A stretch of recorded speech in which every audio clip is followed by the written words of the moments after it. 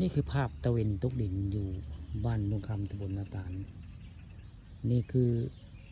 ห้วยเก่าลอกใหม่ได้ตะเลงมณีบุคาเอาภาพสวยงามตะเวนตกดินอยู่บ้านมุงคำตำบลนาตาลได้มาพ่อคนลูกหญ้าได้ลูกหญ้าว่าหมู่ป่าลูกหญ้าคนลูกหญ้าได้โอ้ลูกหญ้าผู้เดียวบริจ้างไผ่เบยบริจ้างเนาะ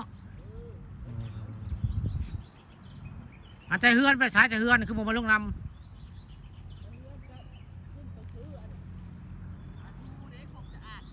บ่โอ้ว่าวสิงดงว่าวสิงเสื้อสิงดงพุทธบุบซื้อปลาทูเนาะโอ้ว่าวซาไปซื้อปลาทูดิหมู่ได้หมู่พศนะหมู่เดียวกันในทักทายได้นางจอกพอละเมื่อแล้วบ่เมื่อยแล้วบ่เมื่อยแล้วเมื่อเสียสั่นมาตอนเที่ยงมันบ่มานี่กะมาทักทายหมู่ได้หมู่พศคนบ้านอ่างเลยนาเพิ่นอยู่นี่เนี่ยผัวเพิ่นเอาผัววันคำข้าไว้นาเพิ่นอยู่นี่นางจอกอันนี้นางจอก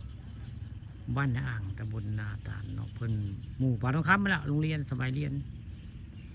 อยู่บ้านอ่างตำบลนาตาลได้มาพ่อเพิ่นลูกหญ้าพอดีทักทายหมู่เนาะอันนี้กันทางขาดขนาดขาดไว้ง่ายนี่น้ำเปลี่ยนทิศทางแค่ว่าอันนี้น้ำเปลี่ยนทิศทางในขนาดมือปุ้ยผู้น้ำมันมาไปตามทางปกติน้ำไปนี่ได้น้ำมันจะไปนี่มันโมเมนต์ได้บานน้ำมันไปเพ่บานมันไปที่นี่น้ำมันเปลี่ยนทิศทางเนาะมันบอกไป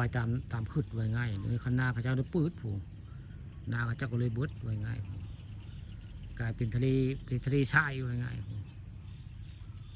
นี่นะตอนแรกมันนี่พวกข้าพาผมเบิ่งห้วยหูลอกไม้ห้วยเก้าลอกไม้แล้วห้วยปูตา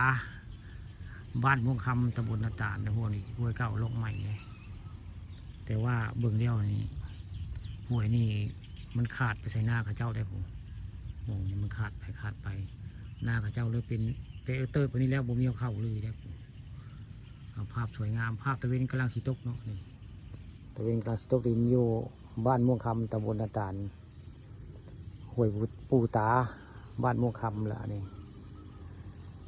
เสียงหนกห้องกับเสียงคิดทรายห้องนำได้แต่ว่าคิดทรายห้องอยู่ไก่เพิ่นอยู่ไก่ได้เพิ่นอยู่ไก่ตอนนี้เอาภาพตะเวนตกกำลังสีตกเนาะตะเวนสวยงามกำลังตกดินอยู่บ้านม่วงคำตำบลนาตาลนี่แหละคือนาทานม่วงคำละนี่อันทาง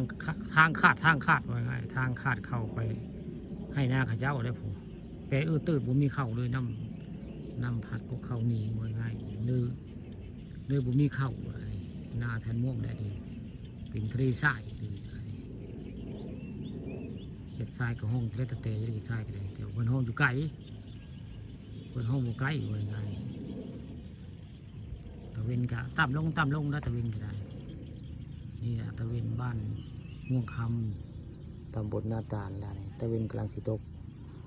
บุคาปัตภาพผสมเอาภาพตะเวนใกล้ตกดินอยู่บ้านม่วงคำตำบลนาตาลห้วยปูตาบ้านม่วงคำตำบลนาตาล